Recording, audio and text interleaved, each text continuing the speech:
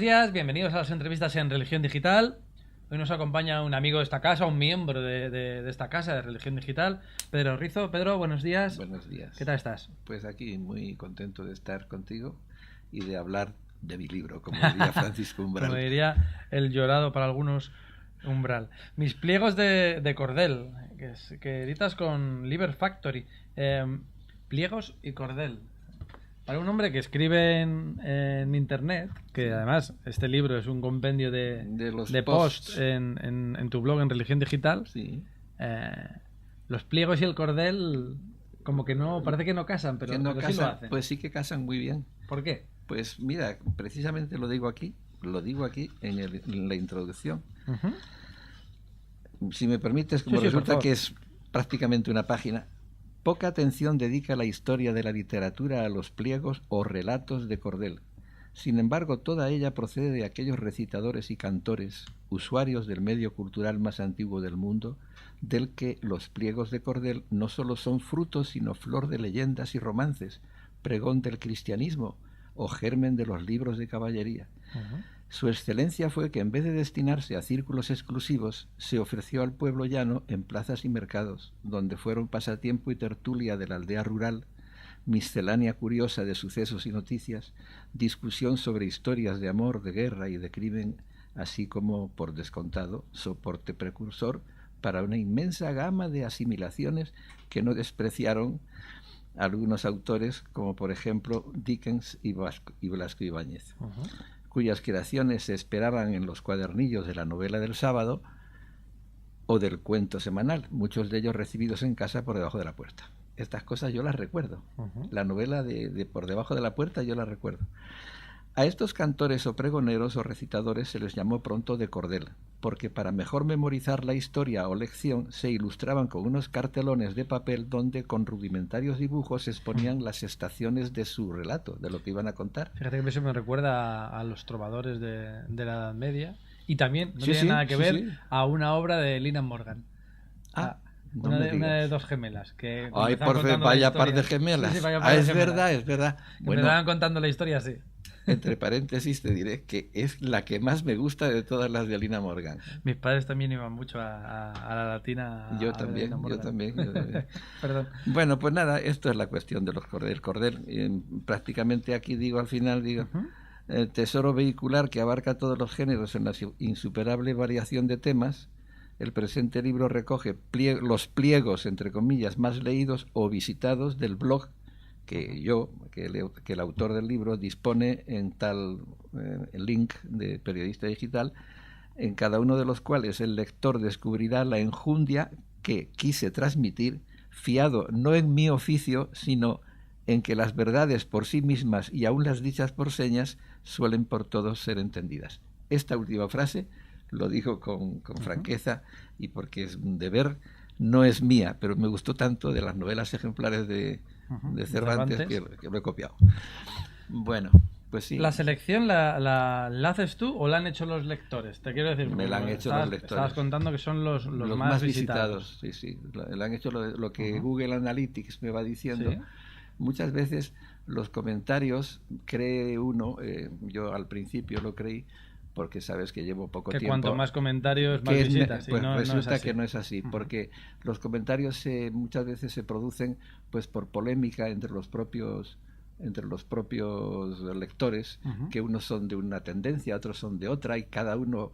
Algunas veces es que hay gente que lee lo que no se ha puesto en absoluto, y sin embargo parece que están tratando de algo que se escribe. Digo, ¿dónde he dicho yo tal? Sí. Y entonces se organizan unos verdaderos tinglados, que hay muchos comentarios, pero sin embargo a lo mejor solamente lo han leído el 10% de los que normalmente... el comentario anterior. Pero aún así es interesante ese feedback que se establece con el lector. Prueba de ello es que este libro tiene en cuenta sí, lo tengo en cuenta, sí.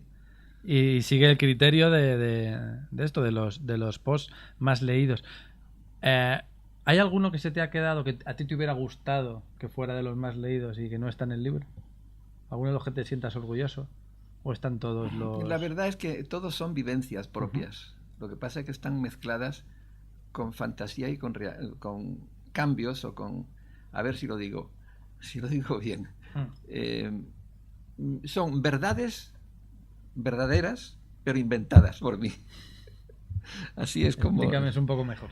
Por ejemplo, hay uno que es el regalo de Reyes, que son unos mendigos que viven en la Plaza de España, viven o duermen o trabajan o piden limosna por la zona de la Plaza de España, al final de la Gran Vía, etcétera. Y ese es totalmente verdadero. Lo único que cambio y me invento algunas cosas de los protagonistas. Pero finalmente lo que dice la historia, el relato, es de una carta que es verdadera, es histórica. Tengo el documento, la fotocopia, además fue editada en Miami por la familia del fallecido, del fusilado, un sacerdote que fue fusilado en Cuba, pues porque era ajeno a la revolución. Y entonces, mientras que muchos escaparon, este se quedó, le cogieron y le mataron. No solamente le fusilaron, sino que se llevaron la sangre, la vendieron a Canadá, como hacían con todos los que en aquel tiempo mataban. Pero el caso es que esa carta es la que me dio el inventar la historia para que finalmente pudiera mostrar la carta. Y así hay muchos, por ejemplo, el del... Vamos a hablar si quieres de tres de ellos que tengo aquí señalados. Sí. Además, todos ellos tienen el título y después un subtítulo, una coda en la que explico lo que realmente quieres decir. Bueno, sí, porque un título conviene que sea corto para los posts. Pero... Esto es. Tienes el número 7, que es los pobres más pobres de todos los pobres, y entre corchetes, los que en el pensamiento de Jesús no concuerdan con los de la nueva evangelización. Hombre, eso me viene como consecuencia de la historia sagrada.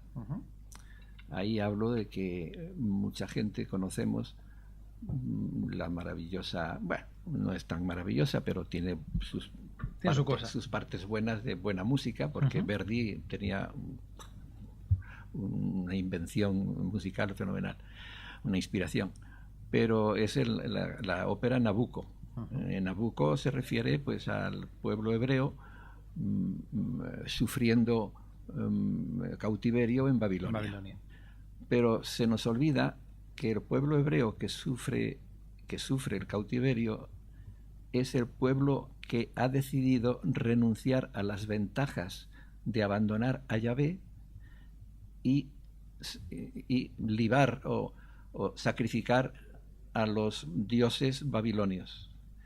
Entonces, al idolatrar y cambiarse de su propia fe, los emperadores o los Nabucodonosores les daban a los hebreos la ventaja de poder seguir comerciando, de poder seguir sus negocios, que al fin y al cabo también les daba entradas de dinero al Estado, y además extendía el comercio a través de Babilonia por todos los sitios donde las caravanas de los hebreos iban haciendo su comercio. ¿Por qué no concuerdan con esa nueva evangelización? Y entonces, en lo que se refiere a estos señores, habían abandonado a Yahvé y habían reconocido a los dioses babilonios. Sí. Sin embargo, los otros no quisieron en absoluto tener esa traición a su Dios. Resultado, no les dieron ocasión de tener ningún crecimiento ni ninguna colocación, y se les perseguía, se les tenía, diríamos que, acantonados, completamente prohibidos para su desarrollo. Y eso es lo que hace que son los pobres de Yahvé. Son los pobres de Yahvé, los pobres que por Yahvé y por querer a Yahvé han sido siempre perseguidos. Como ocurre también en la Iglesia Católica y en todas partes. Como también ocurre hoy. Sí. Pero no con los hebreos. Los hebreos están ahora bastante bien. Sí. Eso hay que reconocerlo. No sé preguntarte por las palabras del Papa en el avión, que han suscitado algún tipo de diatriba sobre fundamentalistas veces, de un lado y de otro. Los fundamentalistas, yo creo que no hay más fundamento que la realidad de preguntarnos qué es lo que hemos venido a hacer aquí y por qué, ¿Y a dónde nos vamos? Hay mucha gente que se preocupa tanto, el momento de mi muerte, es que me voy a morir, es que no puede ser. Y muchas veces resulta que ¿qué va a ser después de la muerte? Cuando vemos a una tumba que baja un sarcófago, un ataúd, y que le echan las paladas y las florecitas y toda la gente llorando y todo eso. Y nadie se preocupa de saber por qué hemos venido. Y como esto es un misterio tan grande, resulta que la única explicación que tiene la filosofía no vale, no es suficiente. Entonces la filosofía tiene que dar un paso que, como todos sabemos, es más que nada la fe, porque la palabra teología no me va. La palabra teología es, en el fondo, el estudio de los atributos de Dios.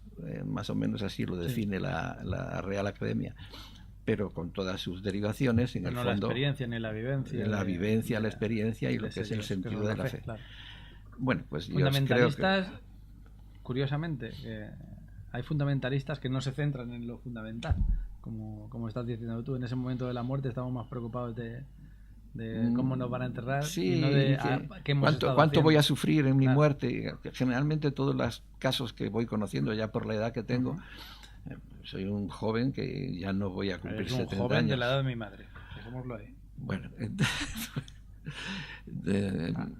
vale. Joven. Entonces, lo que quiero decirte, yo que deseo que tu madre sea mucho más joven. Pues nacisteis en el mismo año, pero bueno. Bueno, entonces el resultado de esto es que a mí el fundamentalismo me parece que tiene un ataque a esa palabra. Es muy bonita, es muy bonita, porque ¿qué es el fundamental? O sea, ¿por qué estoy casado con esta chica que conocí hace 50 años? Pues fundamentalmente porque nos queremos y porque somos el uno para el otro y nos llevamos bien. Sin embargo, un matrimonio fundamentalista parece que tiene que ser solamente el de la Iglesia, y resulta que hay un montón de matrimonios verdaderos que no tienen por qué pasar por un certificado de nada. Lo único que hace falta es que pensemos naturalmente en los hijos, que hay que certificarles que están en la vida para que no tengan problemas. Pero el fundamentalismo no es un pecado mortal, darle esa característica, diríamos que despreciativa, de poco valor, como si es una cosa perseguible. ¿Por qué? Fundamental ha sido toda la vida la Iglesia, el credo es lo fundamental de pertenecer a la Iglesia. No, es que el bautismo, si te bautizas y el credo no lo conoces, resulta que el bautismo es nulo. Es decir, que el fundamentalismo, estoy en contra de la palabra despectiva, sino que estoy a favor de que seamos fundamentales. Riada de inmigrantes a las costas de Europa, primera parte, la rentable explotación de la lástima. Potente el subtítulo. Bien. Estoy en ese capítulo, estoy hablando de dos cosas. En la primera parte habla de que leí en 1973 un libro de un autor francés. Yo entonces era director para España, Portugal, Francia y el norte de África, de una compañía multinacional que tenía la producción de estirpes selectas para que las gallinas fueran lo más ponedoras posibles, o los pollos engordaran casi sin comer. Y entonces es una industria que mueve más dinero que la industria automovilística, y yo diría que casi que la armamentística, la industria de las proteínas, la industria de la ganadería, y sobre todo eso, la investigación del mundo de la calidad de las razas que tienen que producir muy buen rendimiento entre el costo de la alimentación y el resultado de la producción. Bueno, pues en uno de esos viajes por Francia me acompañaba siempre un francés que tenía que ver con la compañía. No estaba a mis órdenes, sino era una persona que me acompañaba por mis viajes, y me habló de este libro. Era un libro que se titulaba El Campamento de los Santos, y El Campamento de los Santos es un libro escrito por un hombre que más o menos tiene como un estro de no sé, o sea, una inspiración profética. Ujú. Y ese libro habla del campamento de los santos, y es que año 73 viene, año 73 el libro en mis manos, que seguramente lo escribía el 71 o el 72, y habla de una gente que viene de la India, que viene de la negritud, del África negra, y que vienen del Magreb, y que vienen completamente hambrientos, desnudos, con situaciones angustiosas, y y por donde van pasando van dejándolo todo, los establecimientos vacíos, los supermercados destruidos, vaciados, etc. Y llegan por fin a las costas de Francia. Entonces no saben qué hacer. Se manda un ejército que está allí preparado para cañonearles y para hundir su barco, pero vienen muchos barcos, no solamente uno, y están cerca de la Costa Azul. Están en la Costa Azul, cerca de la costa, o sea, y no hay manera de que se vayan. Y entonces esos señores, el Papa interviene el Vaticano, y interviene una institución también caritativa, como podría ser la Cruz Roja, no me acuerdo bien ahora. Y entonces en el año 73, que está el libro leyéndose, me dice que el avión blanco del Vaticano se estrella.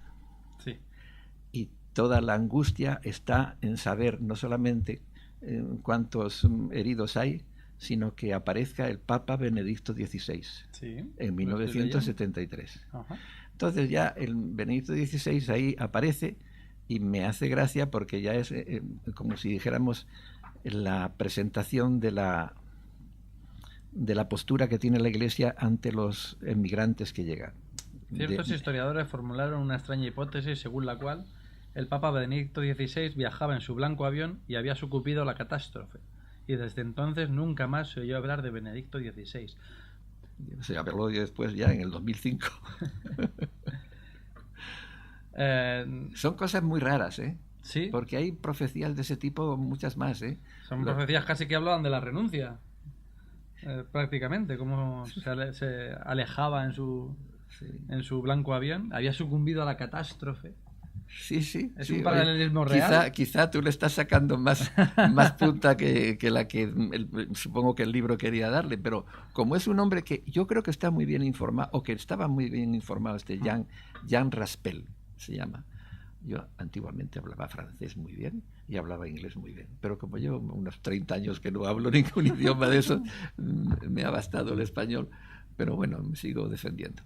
Vayamos a la parábola de Francisco, la parábola de Francisco es un alegato antiliberacionista en una fantástica sala de audiencias.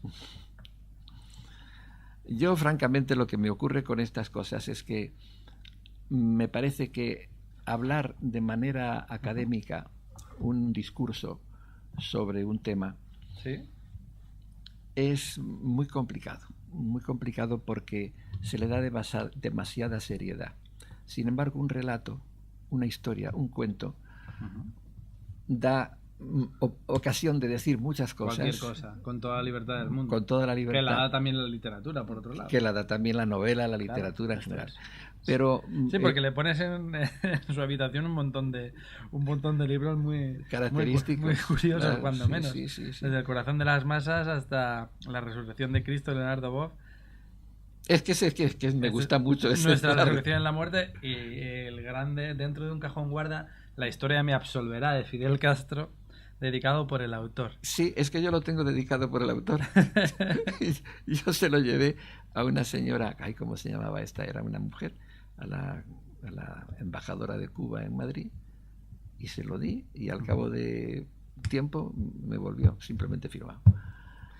¿Cuál es tu opinión sobre Francisco? ¿Estamos viviendo una parábola? ¿Estamos viviendo un cuento, o es algo más? Tengo que decir que la parábola de Francisco está escrita antes de que existiera Francisco, primer papa. Está escrita en 2011, creo que es. Sí, o sea, pero él fue elegido después de que yo hubiese publicado un artículo sobre la parábola de Francisco. En la que hablas de alguien perteneciente a una orden también. Bueno, podríamos decir que como yo solamente he conocido de manera directa bastante a los jesuitas, porque con ellos he estudiado y he aprendido muchas cosas, lo que más me gusta es haber tenido buenos maestros que me enseñaron sobre todo la capacidad de pensar, desarrollar la capacidad de observar.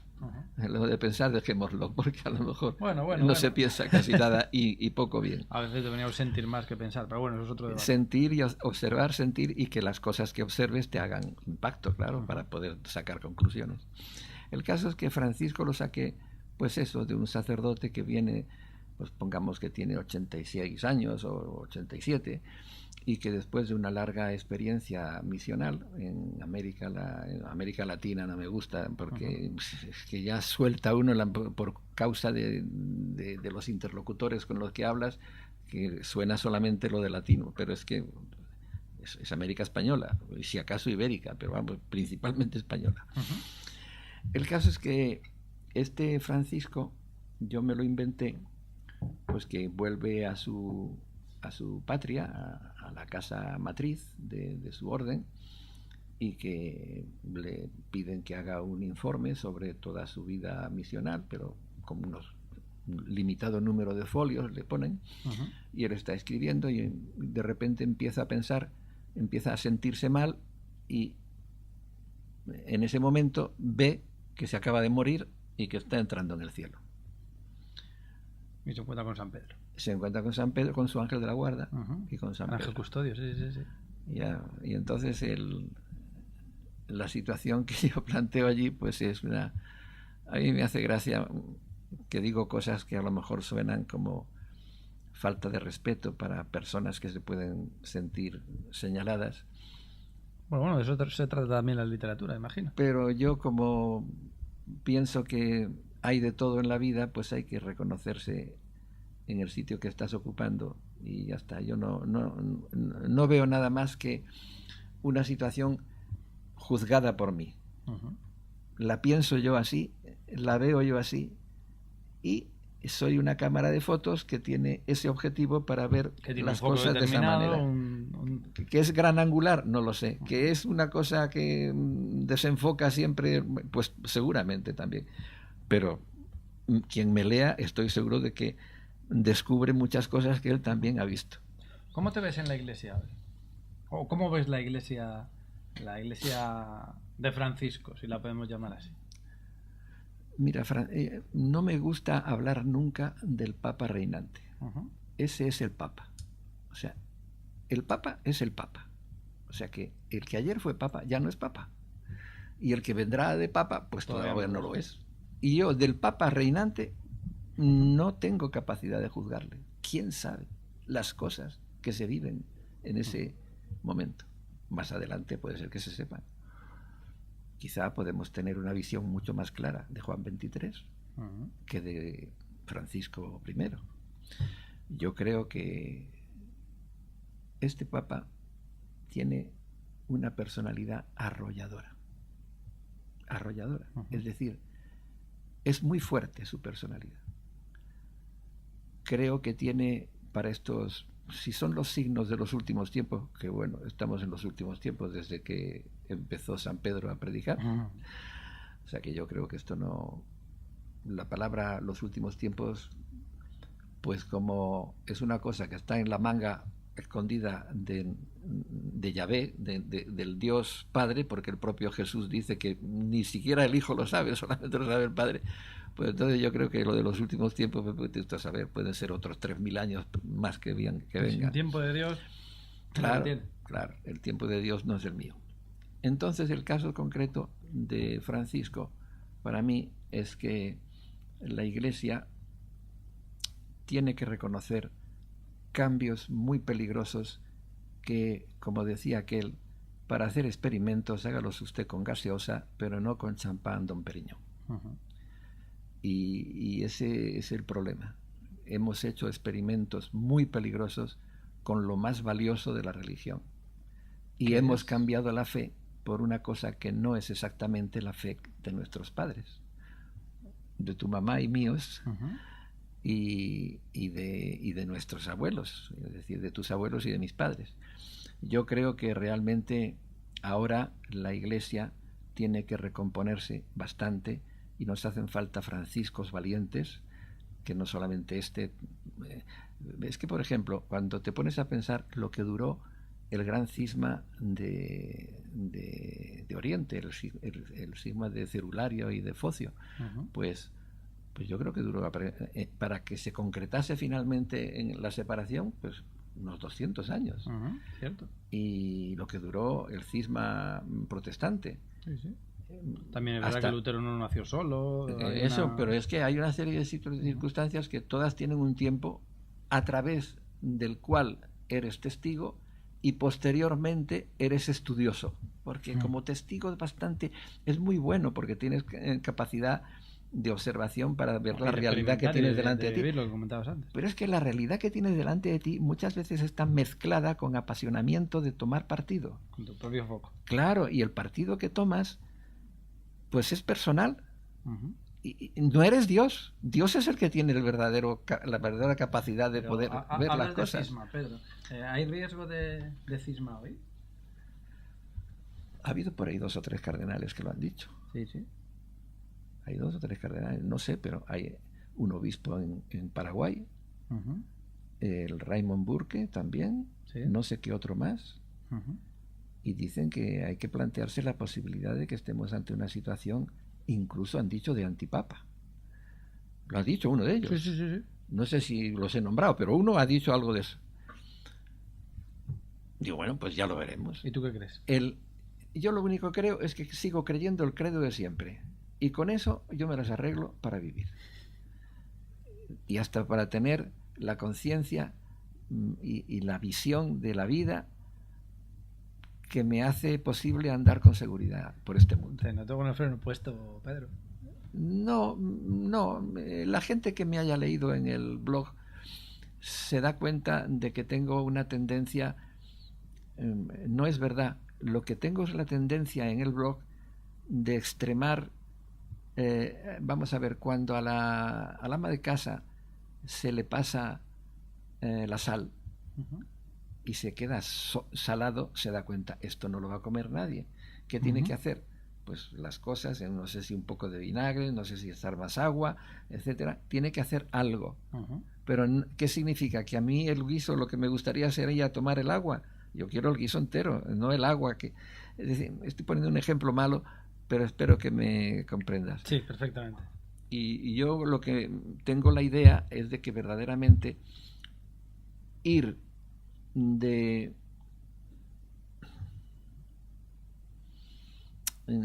palmero de lo que existe ahora, de lo que ahora está protegido por toda la fuerza y por todo el aparato, pues tampoco tiene mucho mérito para un cristiano. Un cristiano tiene que tener cierta independencia de lo que es el poder establecido en el momento presente. Ya tengo bastante con decir que al Papa no le toco, al Papa que está de Papa. Pero ya está.